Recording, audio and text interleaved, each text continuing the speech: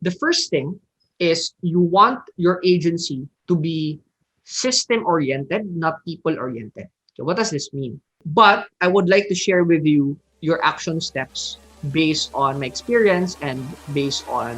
So the solution there is...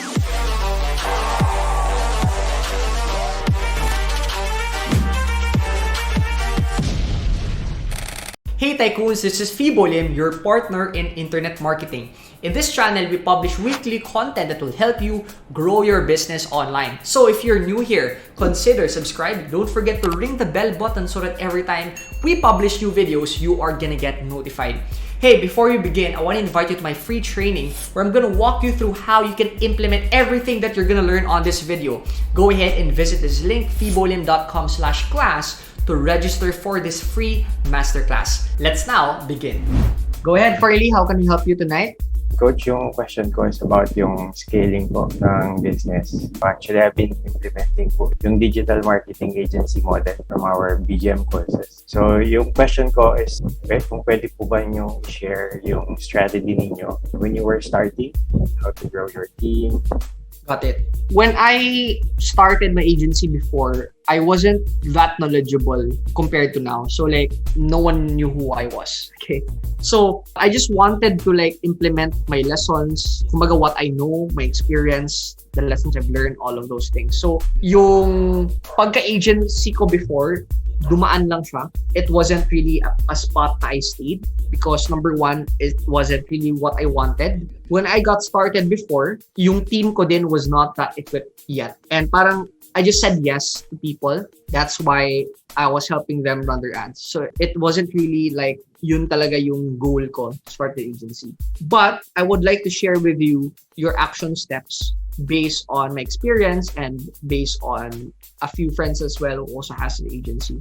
Are you on your own ba ngayon, Farley, or do you have a team? On my own po. So ganito, the first thing is you want your agency to be system-oriented, not people-oriented. So what does this mean?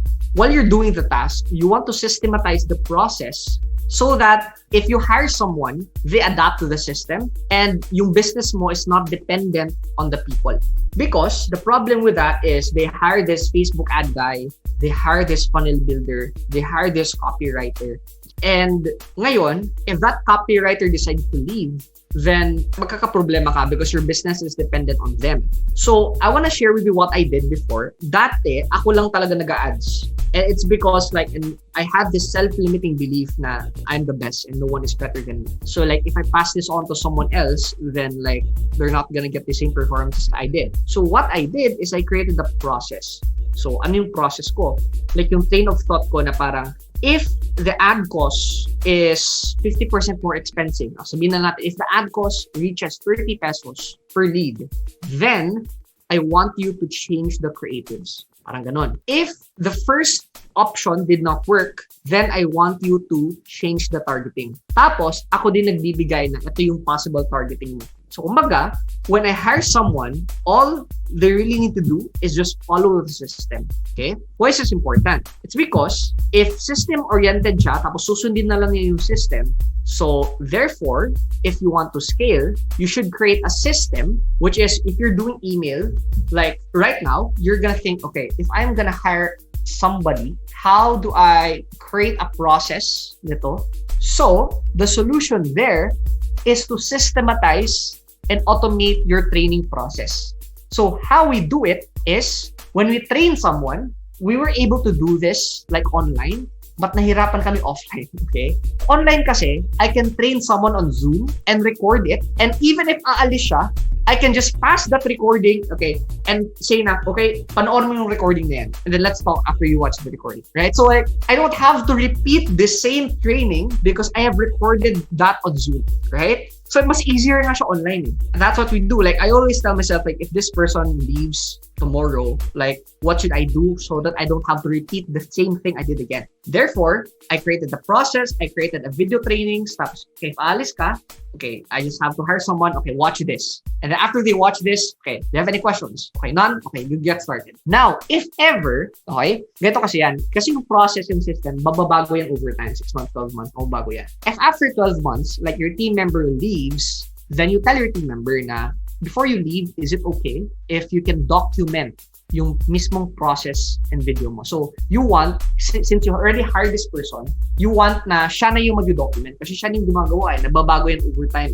So, siya na yung mag-document so that when that person leaves, the knowledge and skills and training remains. And it's documented, it's recorded, so another person fills in the position, they just have to watch the recording of this person.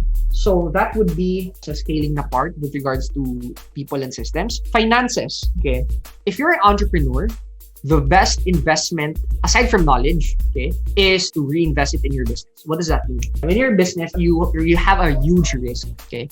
What I did before is I started to invest in stocks to the point na walang laman yung bangko. And I experienced na I only had like 1 month or 1 or 2 months left in the bank to pay for salaries and rent. And that happened because I used the cash to buy investments and also I didn't have an emergency fund. Yung point doon is I didn't have enough cash in the bank that's liquid for the business. Okay. So what I learned is yung expenses mo is like 100,000, for example, a month. Should have 6 to 12 months as a reserve in your bank, and it's just there, and you don't reinvest that. It's just cash. Okay, and that is your safety net. It's your protection. If ever the business doesn't make money for like 6 or 12 months, you can still sleep, you can still find ways, you can still pay them. Okay, so that would be the first step. Anything in excess, you're free to what you want to do. Kasi as you scale, lalaki din yung overhead mo. Pag lalaki yung overhead mo, dapat lalaki din yung cash reserve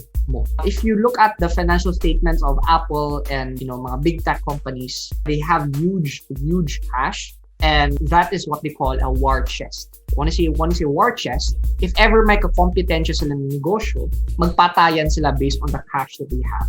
That means, like, if I'm Apple and then you are like, you have Farley's new phone, and then like you want to kill me, I will say, okay, go ahead. I have 10 billion in our bank. I can basically give our iPhones away for free and still stay afloat. But you can't. So yun yung cash reserve. So that's number 1. Ipapalaki yung cash reserve. Number 2, that's when I start, I want to invest first in yourself because the most valuable employee in your business is you. So like, you pamper yourself. You feel yourself more valuable. Kasi dati, like, nagtitipid ako. Like, for example, let's say, sa movies, like, merong mura na seats, tapos merong VIP seats. You pamper yourself by, like, buying into, like, VIP seats, getting that massage, or eating at good restaurants. And the reason why, saver kasi ako, so depende sa'yo. But yeah, I'm a saver, so I don't usually do that. But when I did that, mas lumaki yung confidence ko sa sarili because parang I felt more valuable. Thus, my earning potential made more valuable. So, for example, I attend events internationally. The reason why I spend a lot of money on international events is to increase my mindset. Kasi nakikita ko lang sila sa YouTube or sa Facebook. But it's a different story if I see them in person because I really see like, oh, like, this is legit. And therefore, like, I tell to myself, if kaya nila, kaya ko din. Number 1 is invest in your own business. Increase the cash reserve for you to mas protected ka. Number 2, increase your earning potential. Mindset, courses, skills, knowledge, network. Okay. Number 3 is other investments. Stocks, real estate, crypto, whatever you want. Hey, thank you so much for watching this video. If you have not subscribed to our channel yet, I want you to go ahead and click subscribe. And of course, don't forget to ring the notification bell so that every time we publish new videos, manonotify po kayo. And by the way, ano po yung biggest learning, yung biggest takeaway mo from this video? I want you to comment it below this video because I'm gonna read each and every one of your comment. Lastly, I want to invite you to my free training where I'm gonna share with you how you can acquire clients, how you can grow your business online through social media advertising. Kindly visit this link right now and register for a free seat for this free training. Once again, thank you so much for watching. This is Fibo Lim. Achieve success, live with happiness, and enjoy the good life. See you in our next episode.